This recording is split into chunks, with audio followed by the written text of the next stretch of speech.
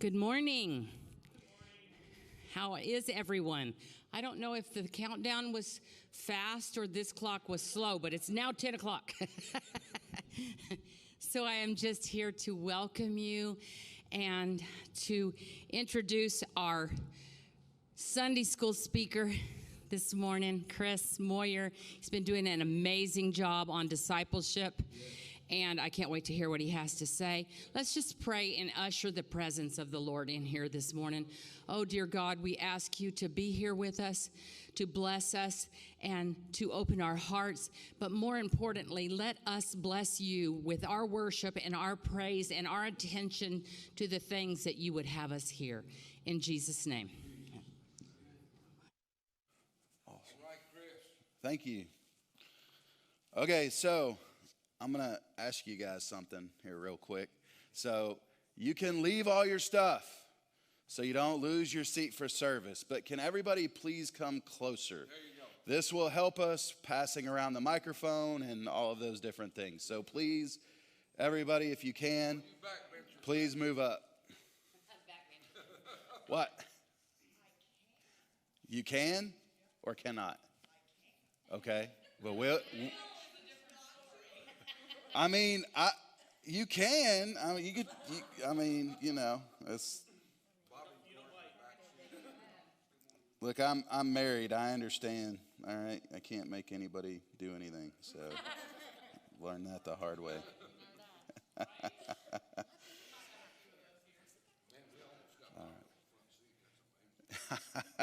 Almost. I appreciate you guys. Thank you so much. So.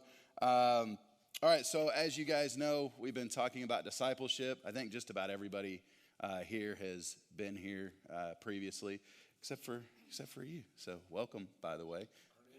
Yeah, he's preaching today, right? So excited to hear that.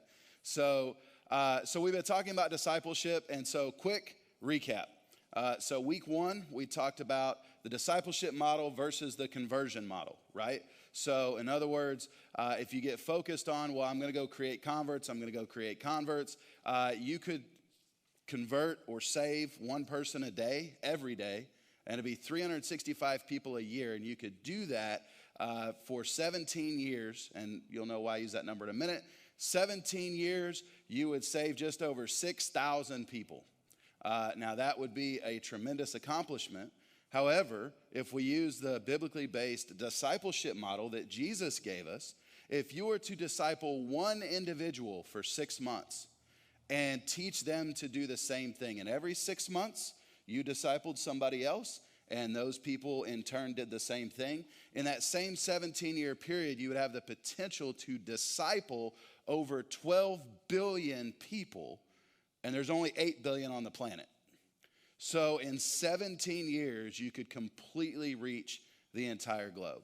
Now, as we talked about before, no, you're not going to disciple everybody, not going to convert everybody. The Bible is very clear on this. But that is the most effective way to reach the most people, right? There's a reason why Jesus said in the Great Commission, as it's called, his final command to his disciples is to go and make disciples of all nations, not go and make converts, right? So we talked about that. And then last week, so that's kind of the overarching theme for this. And so then last week, we talked about, I called it who me, right? So in other words, wait, you want me to go do this? But I'm messed up, right? I'm not perfect. I'm not Jesus. I can't do what he did with his disciples. But his disciples weren't perfect either. They're people, right? Average, everyday people. Yes, they were extremely privileged to spend that time with him, but at the end of the day, God chooses imperfect people to get his work done. And so if you have a heart to be discipled and you have a heart to disciple others, God can use that, okay? And so this week, we're going to talk about, I called this one, okay, now what, right? So you've decided to commit to this whole discipleship thing, okay?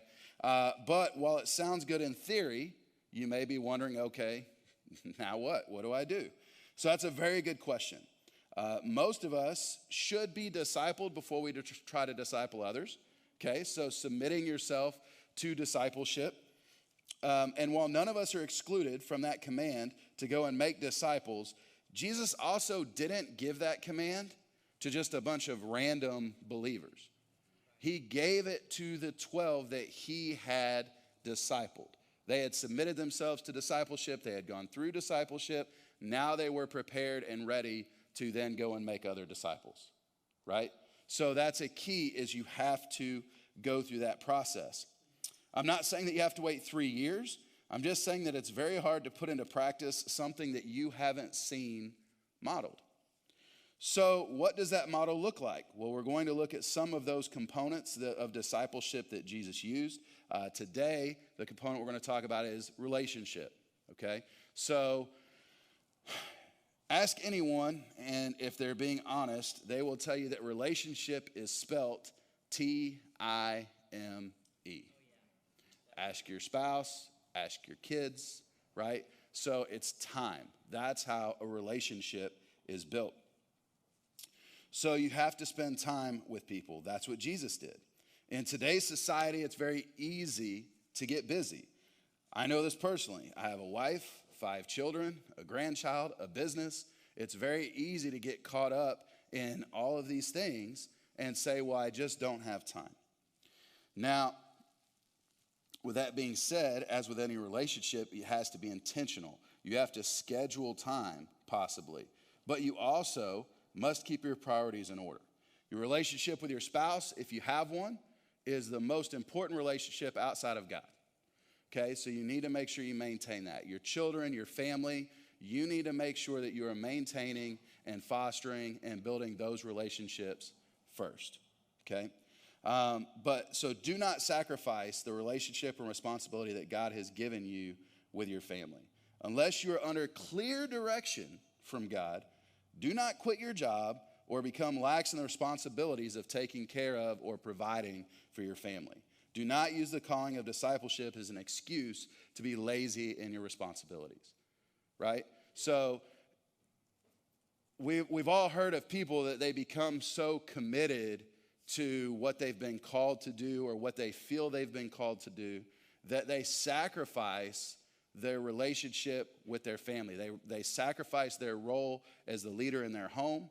They sacrifice their role in guiding and raising their children, providing for their family, because they're out doing God's work. Well, I don't believe that that's the way it works. Now, again, you go back to the disciples. They did leave jobs. They did leave aspects of their lives and go with Jesus.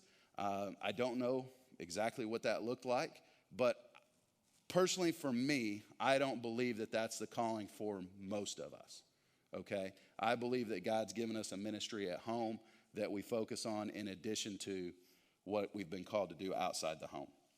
So with that being said, if you have a spouse, you need to discuss this with them. Pray about it together. Create a game plan. Agree on how much time, maybe even specifically what time, that you or both of you will spend doing this. So discuss expectations and boundaries. For example, this should be pretty easy to understand, but men should not closely disciple women and vice versa if one of you or both of you, especially if one of you or both of you, are in a committed relationship, right? Okay, so you need to protect yourself against that. Another situation to consider is safety. God has a desire for everyone to come to him, including the Sauls of the world. But this does not mean that it is you specifically who is called to approach and disciple a Saul. You must use prayer and discernment in deciding who you'll be spending time with and what that looks like. As a general rule, you should not put the safety of your family at risk. So I understand there are those that feel called to certain types of people and locations, and they go there with their families. I'm not telling you to ignore God's calling in your life if you feel that way. Just make sure that you're crystal clear on that calling if you find yourself headed into dangerous territory. If you don't guard yourselves in these areas, the devil can use even the best of intentions to attack your family. Does that make sense? And so, if you think about it, you're spending time with these people, you're building a relationship with these people. If you have a family, that probably means that they're going to be around your family, right? If they have a family, vice versa. And so you have to make sure that you're not endangering or leaving an opening for the devil to be able to come in and attack your family. Does that make sense? Okay. So how did Jesus build relationship with his disciples? We know that they ate together. There are many references to that. And we know that Jesus felt that that was an impactful activity. So, I was going through and I'm reading it, and there's sometimes you go through and you read things and you're like, man, I guess I didn't really notice this before. So in Matthew chapter 9, it says, and Jesus went on from there, or as Jesus went on from there, he saw a man named Matthew sitting at the tax collector's booth. Follow me, he told him, and Matthew got up and followed him, which in and of itself is crazy. He leaves his booth, he left his job, went and followed Jesus. That's crazy. But then the very next sentence is, while Jesus was having dinner at Matthew's house, many tax collectors and sinners came and ate with him and his disciples. Okay, wait. So, hey, Matthew, leave your job. Come follow me. And hey, take me to your house right now. We're going to go eat. Like, that's the next step, right? Like, that's crazy. But food is obviously very important, because when the Pharisees saw this, they asked his disciples, why does your teacher eat with tax collectors and sinners? On hearing this, Jesus said, it is not the healthy who need a doctor, but the sick. Go and learn what this means. I desire mercy, not sacrifice, for I have not come to call the righteous, but sinners.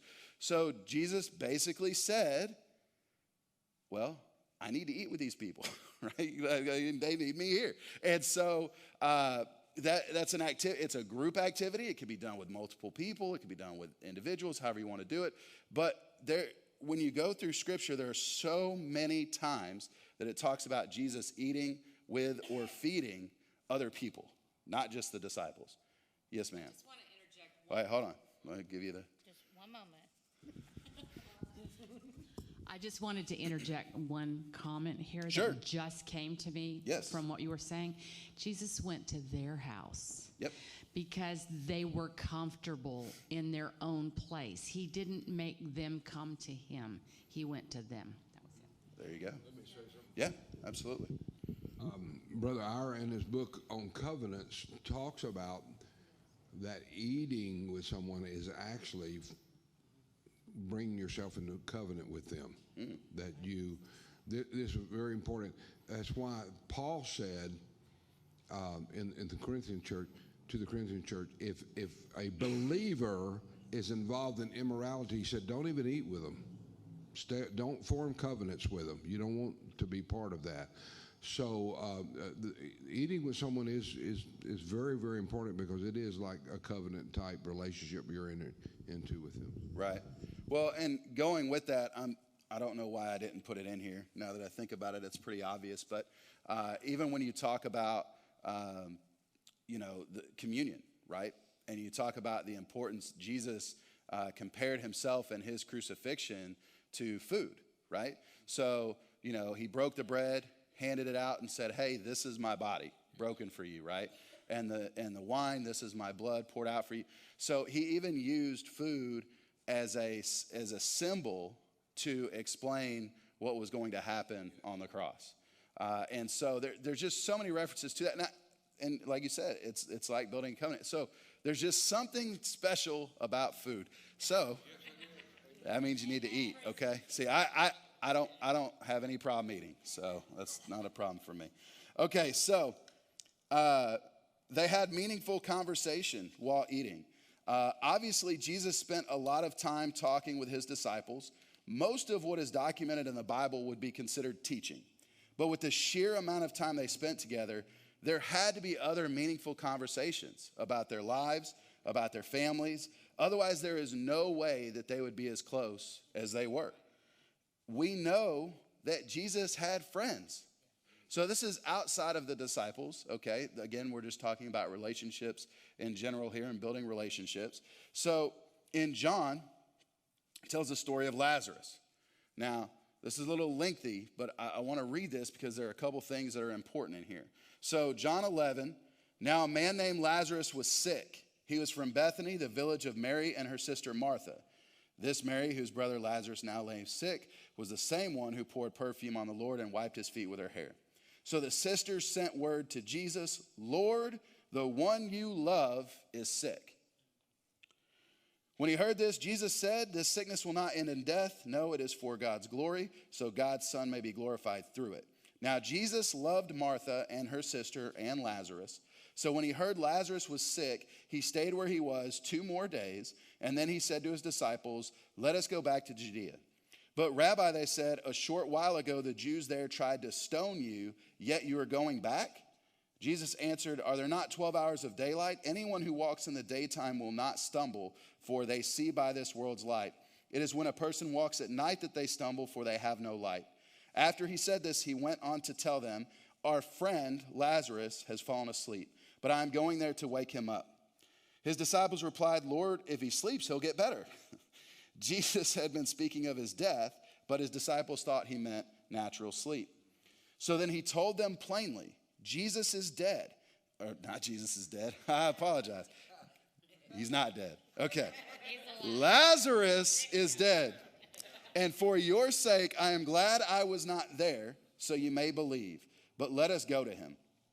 Then Thomas said to the rest of the disciples, "Let us also go, that we may die with him." On his arrival, Jesus found Lazarus had been dead in the tomb for 4 days. Now Bethany was less than 2 miles from Jerusalem. Many Jews had come to Martha and Mary to comfort them in the loss of their brother. When Martha heard that Jesus was coming, she went out to meet him, but Mary stayed home. "Lord," Martha said to Jesus, "if you had been here, my brother would not have died. But I know that even now God will give you whatever you ask." Jesus said to her, "Your brother will rise again." Martha answered, "I know he will rise again in the resurrection at the last day." Jesus said to her, "I am the resurrection and the life. The one who believes in me will live, even though they die, and whoever lives by believing in me will never die. Do you believe this?" "Yes, Lord," she replied. "I believe you are the Messiah, the Son of God, who has come into the world." After she had said this, she went back and called her sister Mary aside. "The teacher is here," she said, "and is asking for you." When Mary heard this, she got up quickly and went to him. Now Jesus had not yet entered the village, but was still at the place where Martha had met him. When the Jews who had been with Mary in the house comforting her noticed how quickly she got up and went out, they followed her, supposing she was going to the tomb to mourn there. I'm almost done. When Mary reached the place where Jesus was and saw him, she fell at his feet and said, "Lord, if you had been here, my brother would not have died." When Jesus saw her weeping and the Jews who had come along with her also weeping, he was deeply moved in spirit and troubled. "Where have you laid him?" he asked. "Come and see, Lord," they replied. Jesus wept. Then the Jews said, "See how he loved him." And then he goes on to raise Lazarus. But the point of this is there's so many things to unpack here. So prior to this story, I cannot find any other reference to Lazarus as far as their relationship and how it was built. So we don't know, did Jesus grow up with him? Were their moms friends? Did they do business together? The scripture isn't very clear on this that I can find. Maybe somebody else knows. I don't know. So what is clear, however, is that at some point he must have spent a significant amount of time with Lazarus and his family. As a matter of fact, verse 5 said that Jesus knew and loved not only Lazarus, but also his sisters. In verse 8, the disciples warned Jesus his life would be in danger if he went to help Lazarus, but Jesus went anyways. So, and one of the greatest indicators of Jesus' relationship with his disciples is found in verse 16, when Thomas basically says, "Well, if he's going to go get himself killed, we'll just go with him and die too." What can you imagine? Like, "Jesus, if you go, they're going to kill you." "Well, I'm going." "Okay, well, I guess I'm going to go die too." Like, you know what I mean? And this isn't your typical, well, I say typical, this isn't your simple, quick, painless type of death, right? So they're talking about stoning him, okay? So, hey, you're going to go get stoned. All right, I'm going to go with you. They could stone me too. That, you talk about a ride or die friendship, right? Okay? And so, and Jesus said in John, "Greater love no one has than this, to lay down one's life for one's friends." So obviously Jesus was an amazing friend maker because he was willing to lay down his life for his friends, and his friends were willing to lay down their lives for him as well. And then another interesting thing is back in verse, I didn't note this, but back in verse 19 and 20. Many Jews came to Martha and Mary to comfort them in the loss of their brother. When Martha heard Jesus was coming, she went out to meet him, but Mary would stay home. So basically, she just left them and went to see him. And then when Mary found out that he was there, she got up quickly and went to him. And so when the Jews who had been with Mary in the house comforting her noticed how quickly she got up and went out, they followed her. So there was a relationship there. There was a big deal. Jesus loved them, knew them, was willing to go see them. They were willing to push everybody else aside for Jesus, right? So there's relationship there. And so Jesus spent a lot of time not only being friends with these people, but teaching them as well.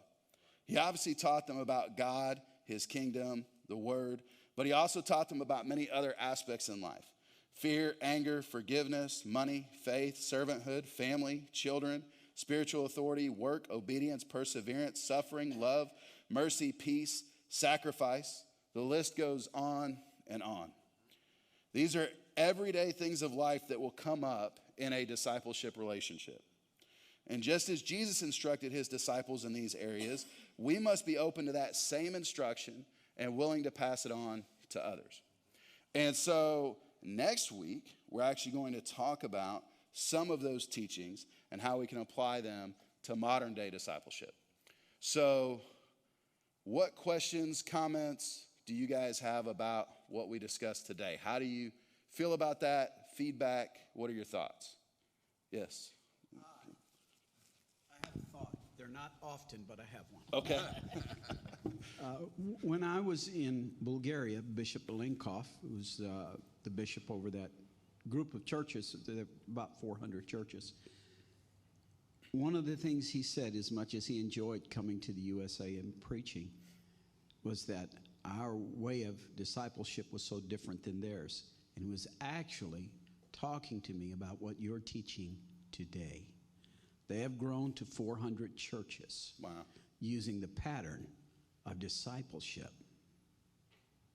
The Bulgarian government came down on them and said, you cannot have a church larger than 225 people. That pushed them into building relationships and an immense amount of teaching and cultivating from the saints as well as from the ministry. So I'm really enjoying your lesson today. It rings home. In the mouth of 2 or 3 witnesses, let everything be established. Well, I appreciate that. And it's great to hear, because, I mean, obviously we have the biblical example of how this happened, but it's great to hear kind of a modern day, example of that happening. And we talked about that in week 1, that it's about going out. So you have the church, but and yes, you want to invite people in, but it's not about bringing everyone into this building. It's about bringing the people of this building out into the world. And so there's nothing wrong with having a large church, what people would call a mega church or whatever. But if you can go out and establish multiple smaller churches in these communities and be reaching out, I believe that's a more effective model. I think it's being goal-oriented also. Joshua taught a thing on grace-based parenting a while back, and I can't remember the guy's name, but it was really good. He said, people say, somebody had an idea, let's all Christians buy in this neighborhood, and we'll just have this Christian community. And he said how wrong that was, because the Lord did not tell us to build a little community right. and just circle amongst ourselves. But you have to be goal-oriented. You have to specifically in your heart say, I want to win souls. But you have to follow the leading of the Spirit. In other words, you may be friends with someone for a long time. In other words, if you're not goal-oriented, you're just going to be good friends with a lot of people in the world. But you're never going to impact them for Christ unless you think, when I have an opportunity, I'm going to speak my faith. Now, I may move forward and pull back because they start to get skittish or something. But there's always that opportunity. I use her a lot. A friend of ours that we lived in another neighborhood. We became friends with them, and she was not a Christian. Just put it that way. In fact, she was very skeptical, and she was into all types of other things that she thought was blessing her life. But little by little, by being friends with her, we were able to sow into her life, and then other people begin to sow into her life. She's a powerful Christian today, very powerful Christian. But it was never a pushy situation. It was always, we're here. If you got a question, we'll do it. And she had received some misinformation from other Christians, and it's a real good opportunity. Don't beat up on the other Christians if they give misinformation, but just say, well, that's not quite accurate. They're probably a little bit off on their information, but here's what the Bible says. Right. And share that with God. If your goal is soul oriented, God will give you opportunity to sow into people's lives, and be patient for God to bring it around. And then if you have an opportunity, you get somebody asking all these questions, just say, you know what? You need a Bible study. Let's make a time to start teaching a Bible study. And then, boom, you're right there with them, and that's when things really start happening there in your soul winning. Absolutely. And so, yeah, and kind of going with that, you might be discipling people and not even realize it, right? So it may not be somebody who has said, okay, yes, I would like to be discipled. I'm open to discipleship. Because again, the key component is relationship. So you can continue to build relationship and open doors. And then when they are open and receptive, then that's an opportunity to build on what you've already established, right? I think one thing that I love the model, and I like numbers, so that really hit me when how many people you can reach. I think sometimes we need to keep in mind that we may be led to disciple less than 12 billion people. That does not make, but that doesn't make what we've been called to do any less. Because we've been taught that he will leave the 99 to find one. Yes. He may be using you to find the one. Yes. And it may be you in the end. Because discipleship, being a relationship, means that you are going to gain from it too. All for his glory, but yet it will make you stronger. So don't ever think if you have that one friend that comes to you, or maybe not a friend, an acquaintance that comes to you and says, I've noticed, or how can you be so strong, or how can you do these things? Just share with them. You may not have this heavy calling of discipleship or ministry or whatever, but he will use you for his good. Yes, absolutely. So, and yes, that goes back to, we talked about this briefly last week, is that, 100% in going with what you're saying, that we've all been given different gifts, right? So some are teachers, right? Some are evangelists, some are, you have different callings and different gifts in your life. And so you want to utilize what God has given you to the best of your ability. So is everyone, and that's kind of the if for lack of a better word, the flaw in the math of that model, right? Is that assumes you have a 100% participation rate. Yeah. Everyone you disciple goes and disciples someone else and disciples someone else and disciples someone else. And so it's not, mathematically, it's never going to work that way. But we know it works because that's how it started. And it went from 12 people to now, again, I take this with a grain of salt, the number of people that claim to be Christian, but it was over 2 billion people a couple years ago. That's a quarter of the world's population. So you went from 12 to 2 billion in 2,000 years-ish, right? So, and I feel like that number should be a lot bigger, but at some point we moved away from the discipleship model to the conversion model. And when that happened, I think we lost that momentum and we lost that power to be able to continue to move forward. Yes. Absolutely right. Oh, you say that? Hold on. Let me get that on there. Let me get that on there because we're recording. So let me get that on. As well as humble.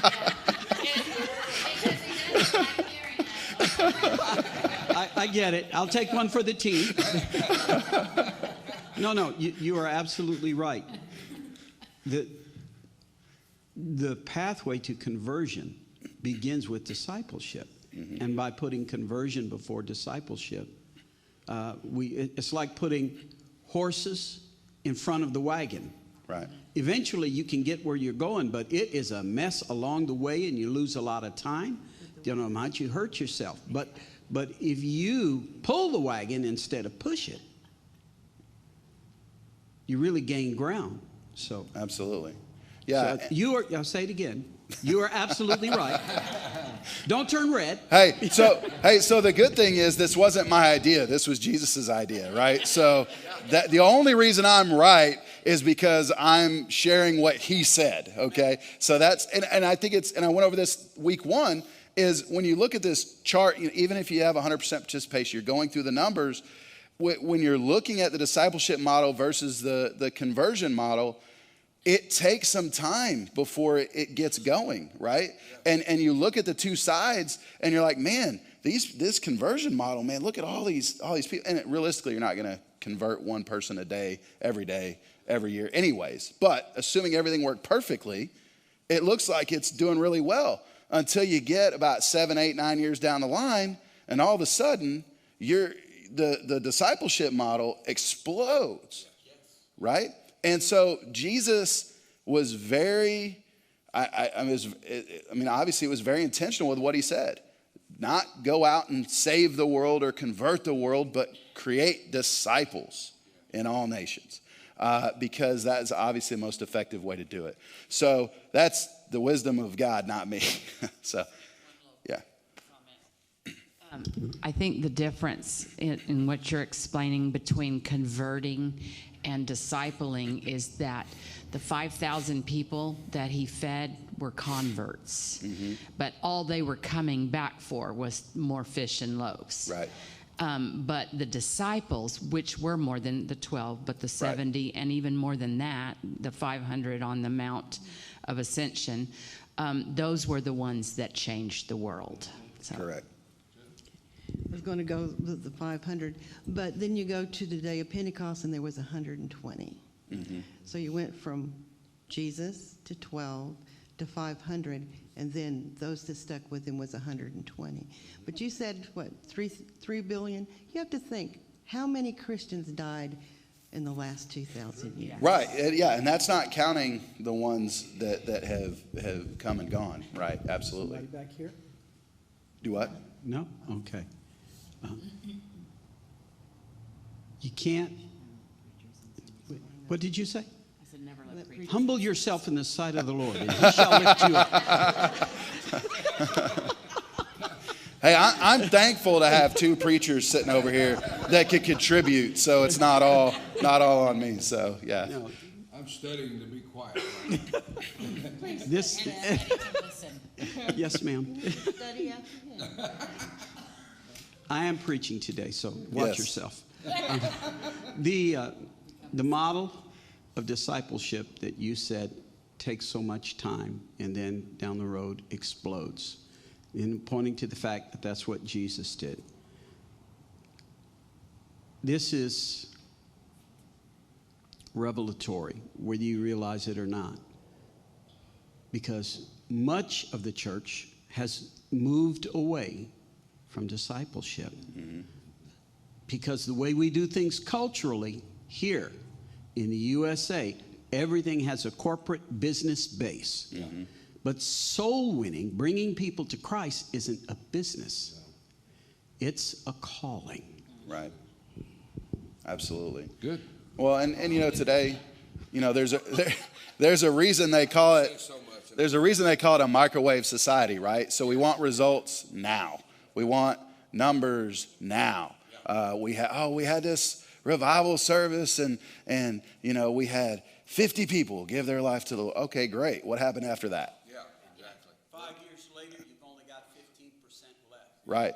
But people who come in through discipleship, 5 years later, you have 85%. Well, there you go. So, all right. So there's, I already have a mic. Okay. So hold on. I wanted to make sure we caught that. That was good. Yeah. So 2 mics, right? That's how important and impactful that statement was. I wanted to make doubly sure that everybody heard it. So what he said was, so when you talk about just a simple believer conversion, it has a 15% essentially stick rate 5 years down the road, as opposed to, we're using corporate terms, right? So as opposed to the discipleship model, it's an 85% stick rate, right? And so, and I mentioned this before, not going to throw in the questioning whether somebody's once saved, always saved, or whether, any of that. We're not getting into that. The point is that we want them to be effective, right? We want them to be involved, part of the body of Christ. And so discipleship is the way to make that happen. So, okay, so we're out of time. We've got like 10 minutes left before service. So that's it. So next week, we're going to look at some of the teachings. So.